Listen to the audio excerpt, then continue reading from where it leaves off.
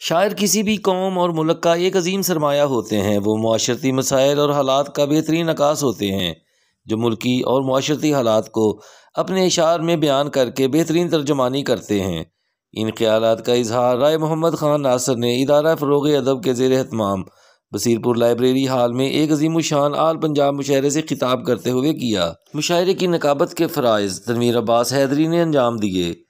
मुशायरे में मुकामी शोरा की कसीर तादाद के अलावा मेहमान शोरा में अली अहमद गुजराती, अमीर बुखारी, हनीफ साकी, मोहम्मद अकरम हाशमी, मुरली चौहान, मुस्तफ़ा मुग़ल, इमरान अंजम, अतर हजूरी और दीगर शोरा कराम ने अपना कलाम पेश किया।